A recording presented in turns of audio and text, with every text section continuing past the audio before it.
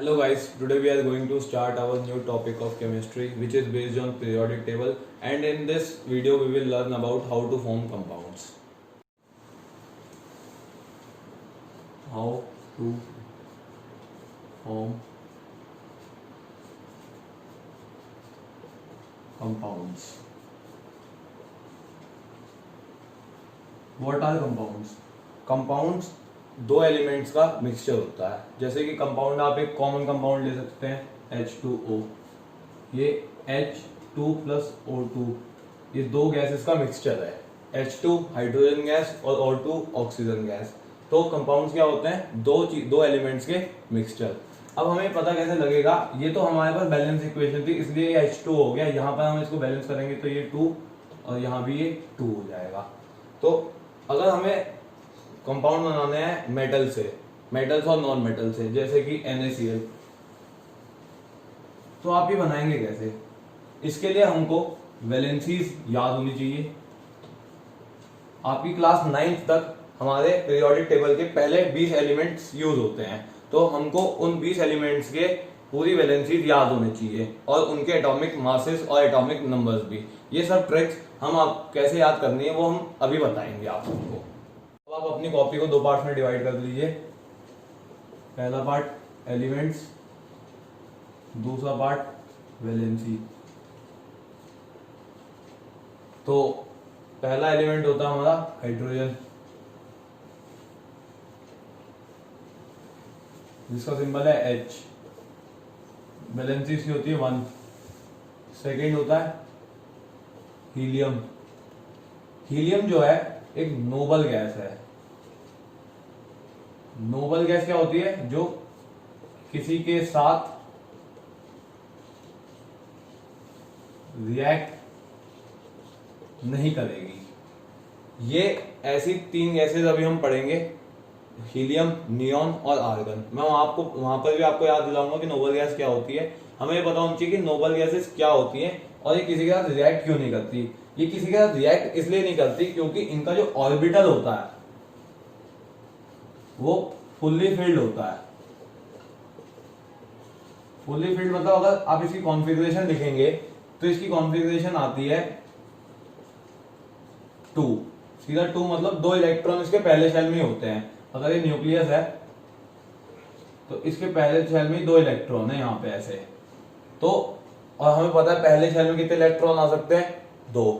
तो 2 इलेक्ट्रॉन अगर पहले शेल में आ सकते हैं, जैसे कि आपने 9th में पढ़ा होगा कि K जो शेल होता है हम इसको KLMN से डिनोट करते हैं। तो K जो होता है वो हमारा पहला शेल होता है। पहले शेल में हम 2 टू द पावर n से हम कैलकुलेट करते हैं, तो n की यहाँ 1 रखेंगे तो क्या आ जाएगा 2।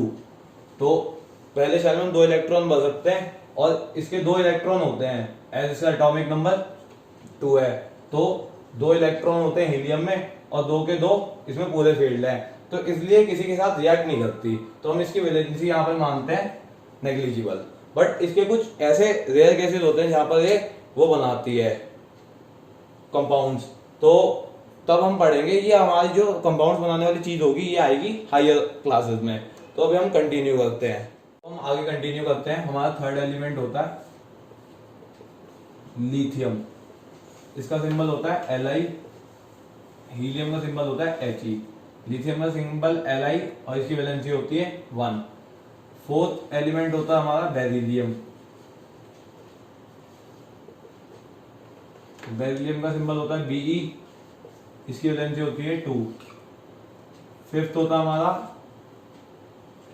Boron, symbol B, valency 3। Sixth carbon, symbol C, valency 4। Carbon जो है वो बहुत इंपॉर्टेंट है क्योंकि इसका पूरा चैप्टर हमारी पूरी क्लास 10th में है। चौथा चैप्टर जो है हमारा केमिस्ट्री का वो पूरा कार्बन पे है, तो इसमें कार्बन जो है वो बहुत इंपॉर्टेंट है। तो अब हम कंटिन्यू करते हैं आगे। 7th होता है हमारा नाइट्रोजन, N। इसकी मेन वैलेंसी होती है 5, बट हम इसकी वैलेंसीज में 3, 4, 5 भी यूज कर सकते हैं। ये 3 वैलेंसी भी शो करता है कुछ कंपाउंड्स में, ये 4 वैलेंसी भी शो करेगा कुछ कंपाउंड्स में और ये 5 वैलेंसी भी शो करेगा कुछ कंपाउंड्स में। मैं आपको 3 का एक एग्जांपल देता हूँ। जैसे कि NO2 नेगेटिव। NO2 नेगेटिव जो होता है वो 3 का एग्जांपल है, 5 का एग्जांपल है NO3 नेगेटिव।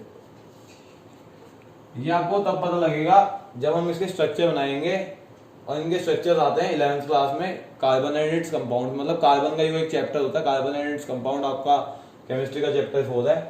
NO2 नेगेटिव मैं बताता हूँ यहाँ पे नेगेटिव साइन क्यों आया, ये नेगेटिव साइन यहाँ क्यों आया। N की वैलेंसी यहाँ पे 3 है, O की वैलेंसी होती है 2, O की जो वैलेंसी होती है वो -2 होती है। वैसे तो वो हमने माइनस को नेग्लेक्ट किया था, ये मैं बताऊंगा, ये हमारा 5th चैप्टर में आएगा कि यहाँ माइनस क्यों लग रहा है।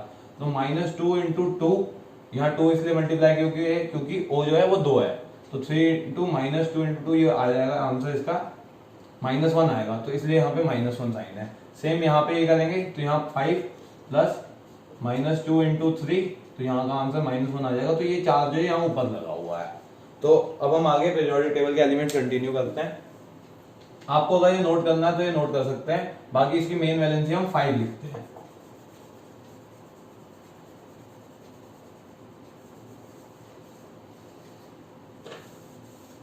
तो हमारा 8th एलिमेंट होता है ऑक्सीजन,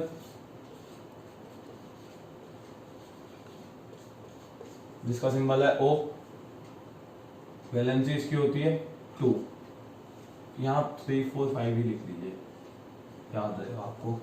तो ऑक्सीजन, ये अभी मैंने बताया कि जब वो मैंने NO2 नेगेटिव और NO3 नेगेटिव वाला एग्जांपल दे रहा था। तो 9th जो होता है वो आगे बढ़ते हैं। 9th element fluorine, symbol F, valency 1। ये मतलब बहुत अलग से कंपाउंड है, तो आप याद रखेंगे फ्लोरीन भी बहुत इंपॉर्टेंट कंपाउंड है, इसके हम अभी आपको कंपाउंड बनाना सिखाएंगे। तो अगला एलिमेंट है नियॉन। नियॉन भी एक नोबल गैस है। नोबल गैस मैं आपको दोबारा से बता देता हूँ क्या होती है। जो नोबल गैस वो गैस है जो किसी के साथ रिएक्ट नहीं करेगी, तो इसकी वैलेंसी हम यहाँ पर कुछ भी नहीं मानेंगे, बट इसके कुछ कंपाउंड होते हैं जो कि आप हायर क्लासेस में पढ़ेंगे अपने। तो अगला एलिमेंट है सोडियम, जिसका symbol Na, valency 1। Magnesium 12th, valency 2। Aluminium, symbol Al, valency 3। Silicon, symbol Si, valency 4।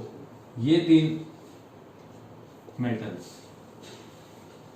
तो आपको इन 3 मेटल्स की वैलेंसीज अच्छे से याद होनी चाहिए। तो कंटिन्यू करते हैं। अगला एलिमेंट हमारा फॉस्फोरस,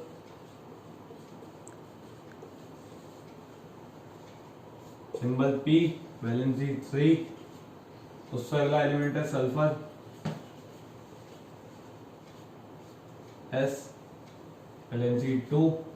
ये जो सल्फर है ये बहुत परेशानी क्रिएट करेगा अभी आगे आपको, क्योंकि इसके 3 कंपाउंड आ जाते हैं खुद अकेले में, सल्फाइड, सल्फाइट और सल्फेट। तो उनकी वैलेंसीज भी हम आपको बताएंगे जब हम कंपाउंड्स फॉर्म कर रहे होंगे।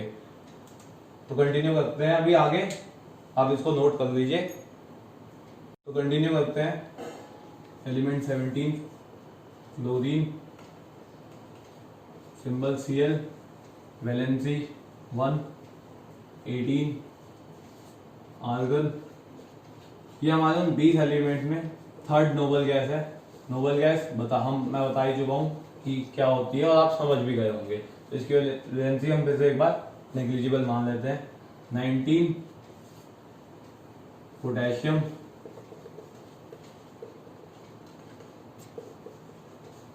Element valency 1। 20 calcium, symbol Ca, valency 2। तो ये थे आपके पीरियोडिक टेबल के 20 एलिमेंट्स। तो अभी आपने इन सबको नोट कर लिया है, और उसके बाद हम कंटिन्यू करते हैं अपने प्रोडक्ट्स के साथ। तो अब मैं आपको बताता हूँ आयरन और जिंक की वैलेंसीज। आयरन जो होता है आपके पीरियोडिक टेबल में 27 या 28 एलिमेंट है, और जिंक जो है 30 एलिमेंट है। तो आपको जो ये है ये इसलिए याद रखनी है क्योंकि ये इंपॉर्टेंट है। ये आपके metals, non metals, carbon and its compound, और भी मतलब बहुत जगह ये आपके यूज होगा अभी। तो रिएक्टिविटी सीरीज में भी ये दोनों इंपॉर्टेंस रखते हैं। वो रिएक्टिविटी सीरीज अभी बहुत ज्यादा यूज होगी, तो अभी आपको ये सब याद रखना। और एफी का तो मैं एग्जांपल एक बार पहले भी दे चुका हूँ जब मैंने वो चेंज इन कलर वाला एग्जांपल पढ़ाया था। तो आयरन की वैलेंसी जो होती है वो 2 या 3 होती है। ये कुछ केसेस में होती है, एक्सेप्शन में 2 होती है और एक्सेप्शन ही कुछ केसेस होते हैं जहाँ 3 होगी, नहीं तो हम मैक्सिमम 2 यूज करेंगे। तो अब दूसरी है जिंक। जिंक की वैलेंसी होती है 2। जिंक की वैलेंसी होती है 2। तो जिंक का एक मैं कंपाउंड बताता हूँ जहाँ पे आपके इसको ZnSO4।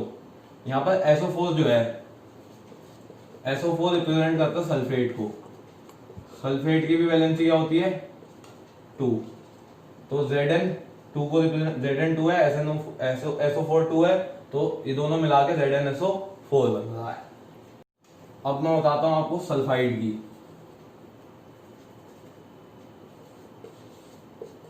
सल्फाइड, इसका सिंबल होता है S, इसकी वैलेंसी होती है 2।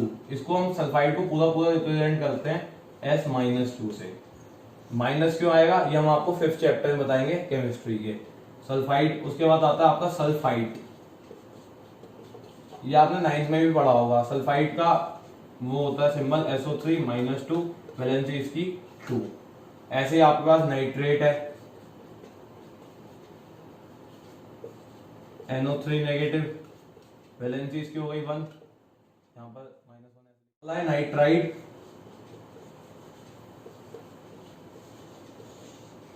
इसका सिंबल होता है N-3, इसकी वैलेंसी हो गई 3। तो अगला है नाइट्राइट, इसका सिंबल होता है NO2 नेगेटिव, इसकी वैलेंसी। ये भी आप सब नोट कर लीजिए और इसके आगे हम आपको पढ़ाएंगे कि कंपाउंड्स कैसे बनाते हैं। ठीक, तो अब हम आपको बताते हैं कंपाउंड्स कैसे बनते हैं। ये बहुत आसान चीज है, ये आपने पहले भी पढ़ी होगी, तो ये बहुत आसानी से हो जाएगी। हम पहला एग्जांपल यहाँ पर लेते हैं H2O का, सबसे आसान एग्जांपल। H2O जो होता है हम इसको 2 पार्ट में लिख सकते हैं, H और O में। तो आपको पता है, मैंने बताई थी H की वैलेंसी कितनी होती है 1, O की वैलेंसी कितनी होती है 2। हमें क्या करना है, इन दोनों की एलिमेंट्स की वैलेंसी आपस में एक्सचेंज करनी है। बस हमारा इतना सा काम है कि इनके नीचे इनकी वैलेंसी लिखनी है, या इनकी वैलेंसी याद है तो आप डायरेक्टली भी एक्सचेंज कर सकते हैं। तो इसकी वैलेंसी इधर ले आनी है और इसकी वैलेंसी इधर, तो ये क्या बन जाएगा यहां से H सबस्क्रिप्ट में 2 और यहां पर O 1 लिख दिया। तो यहां पर H2O1, अब 1 को मैं कैसे लिख सकता हूं, H2O भी लिख सकता हूं। तो ये होता है हमारा कंपाउंड बनाने का तरीका। तो आपको मैं एक बार फिर से एक्सप्लेन करके बता रहा हूँ। H की जो वैलेंसी होती है वो होती है 1, O की वैलेंसी 2। उसके बाद जब हमने ये नीचे लिख ली, उसके बाद हमने इनकी वैलेंसी आपस में एक्सचेंज करनी है। तो 2 को मैं इधर ले आया, 1 को मैं इधर ले आया, तो ये बन गया H2O1। 1 को मैं नहीं भी लिखूंगा तो भी वो चलेगा, तो भी वो साथ में लिख रहा है कि वो 1 है। तो अगला एग्जांपल है हमारा ZnCl2। ZnCl2 को हम लिख सकते हैं, Zn लिखा और यहां पर लिख दिया Cl। Zn की वैलेंसी मैंने अभी आपको बताई थी 2, Cl की मैंने अभी आपको वैलेंसी बताई 1। अब हमने क्या करना है, इसको इधर मल्टीप्लाई करना और इधर इसको इधर, तो Zn आ जाएगा यहां, इसकी सबस्क्रिप्ट में 1, Cl आएगा यहां उसकी सबस्क्रिप्ट में 2। तो Zn1 Cl2, तो फिर से मैं 1 को नेग्लेक्ट कर सकता हूं, तो यहां ZnCl2 बन गया। थर्ड एग्जांपल लेते हैं FeSO4 का। तो Fe आयरन, यहां आएगा SO4। अब आपको यहां समझना है कि Fe की वैलेंसी 2 है या 3 है, ये आपको कैसे पता लगेगा। मैंने अभी आपको बताया सल्फेट की वैलेंसी क्या होती है 2, इसके आप नीचे लिख दीजिए, सल्फेट की वैलेंसी होती है 2। Fe की वैलेंसी यहां पर आपको कोई नंबर नहीं दिख रहा, Fe एक एलिमेंट है, SO4 एक एलिमेंट है। इसको हम थोड़ा सही से लिखते हैं, ऐसे लिख लीजिए आप इसको FeSO4। तो Fe एक एलिमेंट है, Se एक एलिमेंट है, SO4 एक एलिमेंट है, तो यहाँ पर कुछ नहीं है, 1 है, यहाँ पर भी 1 है। आप ये सोचेंगे यहाँ 2 है तो यहाँ 2 क्यों नहीं आ रहा? अभी मैं आपको ये भी बताता हूँ। यहाँ Fe की वैलेंसी 2 आएगी, ये कैसे आएगी?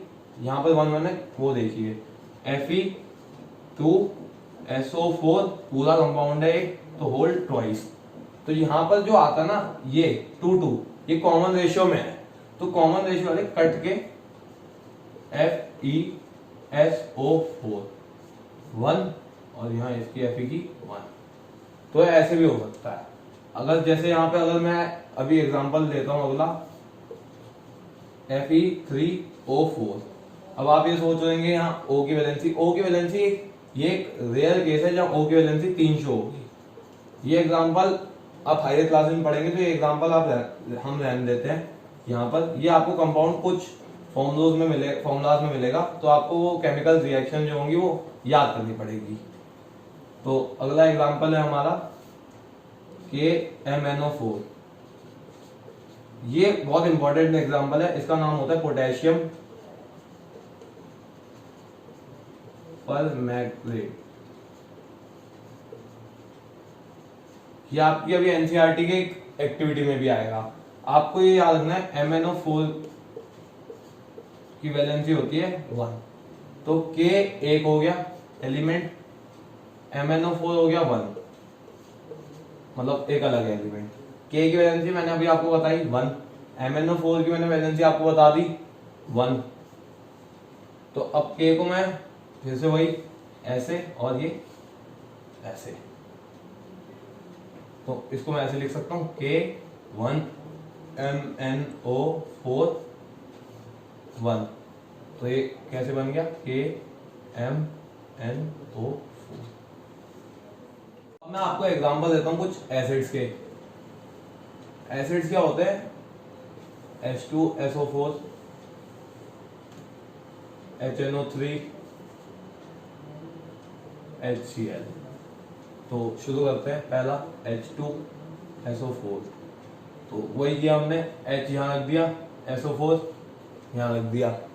H की वैलेंसी क्या होती है 1, SO4 की मैंने आपको बताई थी 2। इसको किया एक्सचेंज, तो यहाँ पर अब आएगी H2, ये यहाँ रख दिया, और SO4 1। मैं 1 को नेग्लेक्ट कर सकता हूँ, H2SO4 दिया मैंने इसको। अगला एग्जांपल है आपका HNO3। ये मैंने आपको बताया ही था HNO3। NO3 की वैलेंसी 1, H की वैलेंसी 2, H की वैलेंसी भी 1 होती है। यहाँ पर आपको पता है नाइट्रोजन की वैलेंसी कितनी है? यहाँ पर मैं आपको याद दिला देता हूँ, वैलेंसी ऑफ नाइट्रोजन है यहाँ पर 5। ये आप इसको ऑक्सीडेशन स्टेट भी कह सकते हैं इसका, नहीं आप सॉरी ऑक्सीडेशन स्टेट दूसरी चीज होती है। आप यहाँ पे इसको वैलेंसी समझिए एक बार कि NO3 के साथ नाइट्रोजन की वैलेंसी क्या होती है 5। तो H1 N1 cross multiply H1 NO3 whole की पावर होल 1। इसको मैं क्या लिख सकता हूँ HNO3। अगला एग्जांपल है आपका HCl। ये सबसे कॉमन एसिड है, इसका नाम होता है, अगला एग्जांपल है आपका HNO3। ये मैंने आपको बताया ही था HNO3। NO3 की वैलेंसी 1, H की वैलेंसी 2, H की वैलेंसी भी 1 होती है। यहाँ पर आपको पता है नाइट्रोजन की वैलेंसी कितनी है? यहाँ पर मैं आपको याद दिला देता हूँ, वैलेंसी ऑफ नाइट्रोजन है यहाँ पर 5। ये आप इसको ऑक्सीडेशन स्टेट भी कह सकते हैं इसका, नहीं आप सॉरी ऑक्सीडेशन स्टेट दूसरी चीज होती है। आप यहाँ पे इसको वैलेंसी समझिए एक बार कि NO3 के साथ नाइट्रोजन की वैलेंसी क्या होती है 5। तो H1N1 cross multiply H1NO3 whole की पावर होल 1, इसको मैं क्या लिख सकता हूँ HNO3। अगला एग्जाम्पल है आपका HNO3। ये मैंने आपको बताया ही था HNO3। NO3 की वैलेंसी 1, H की वैलेंसी 2, H की वैलेंसी भी 1 होती है। यहाँ पर आपको पता है नाइट्रोजन की वैलेंसी कितनी है, यहाँ पर मैं आपको याद दिला देता हूँ, वैलेंसी ऑफ नाइट्रोजन है यहाँ पर 5। ये आप इसको ऑक्सीडेशन स्टेट भी कह सकते हैं इसका, नहीं आप सॉरी ऑक्सीडेशन स्टेट दूसरी चीज होती है। आप यहाँ पे इसको वैलेंसी समझिए एक बार कि NO3 के साथ नाइट्रोजन की वैलेंसी क्या होती है 5। तो H1N1 cross multiply H1NO3 whole की पावर होल 1, इसको मैं क्या लिख सकता हूँ HNO3। एग्जाम्पल है आपका HCl। ये बहुत कॉमन एसिड है, इसका नाम है हाइड्रोक्लोरिक एसिड।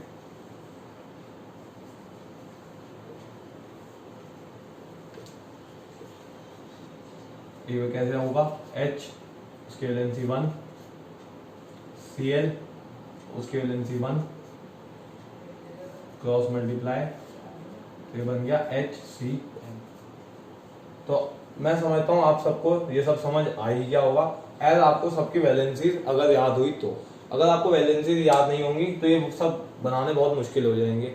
अगर आपको नाम से सब याद हो जाएंगे, जैसे इसका नाम है हाइड्रोक्लोरिक एसिड, सीधा सीधा फॉर्मूला अगर आपको याद होगा HCl तो बहुत ही अच्छा है। जैसे इसका नाम है नाइट्रिक एसिड,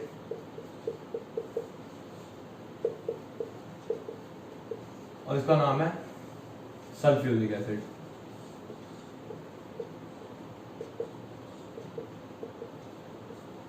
तो अगर आपको नाम से सब एलिमेंट्स याद हो तो बहुत ही अच्छी बात है, और अगर नहीं है तो आपको ऐसे ही बनाने आने चाहिए। तो आज के लिए बस इतना ही। अगर आपको ये वीडियो पसंद आई तो इसको लाइक कीजिए और हमारे चैनल को सब्सक्राइब कीजिए।